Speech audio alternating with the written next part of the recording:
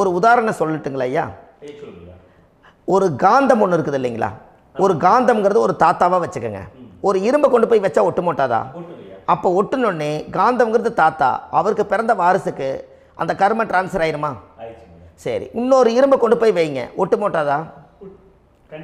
அப்போ அது பேரனுக்கு வைங்க, பேரனுக்கு வந்துருச்சு அந்த கர்மா. இன்னொரு இரும்பை கொண்டு போய் வைங்க, அந்த காந்தத்துக்கு நேர் இன்னொன்று வைங்க, ஒட்டு மாட்டாதா? அப்போ அதை கொண்டு போய் நம்ம கொள்ளு பேரனுக்கு வைங்க. இப்படியே டிரான்ஸ்ஃபர் ஆகி தலைமுறையாக இந்த கர்மா தொடர்ந்துக்கிட்டே இருக்குது. இந்த இடத்துல கொண்டு போய் காந்தத்துக்கு இரும்பு ஒட்டிகிட்டே இருக்குதுல்ல, இந்த இடத்துல ஒரு மரக்கட்டை செஞ்சு கொண்டு போய் கரெக்டாக வச்சுக்கினே போட்டுமா? அந்த மரக்கட்டையை கொண்டு போய் வைக்கிறவர் யார்? மரக்கட்டை வச்சுட்டு அடுத்த வாரிசு புனிதமாக பிறந்துட்டு அந்த மேலே இருக்கிற கர்மாலாம் இந்த அடுத்த இதுக்கு வராதில்ல. இதுதாங்க ஐயா கர்மா. தொடர்ந்து வரக்கூடிய கர்மாவை அதை நில் பண்ணணுங்கிறதுக்கு பேர் தான் இந்த உதாரணத்தை சொன்னவங்களுக்கு.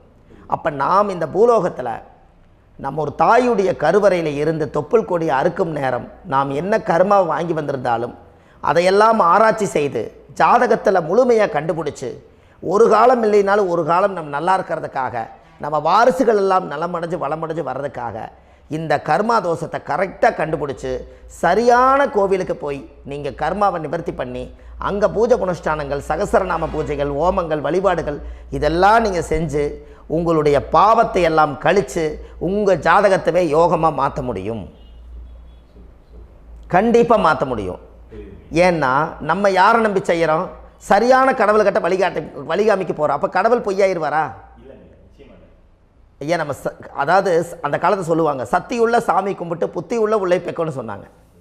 16 வதபதன்னு பெக்கலை, எல்லாம் அறிவோடு பெற்றாங்க. அதனால் எல்லாமே தாய் தந்தைகள் பேச்சை கேட்டாங்க. அன்றைக்கி எல்லாருமே தாய் தந்தைகளுக்கு தூணாக நின்னாங்க.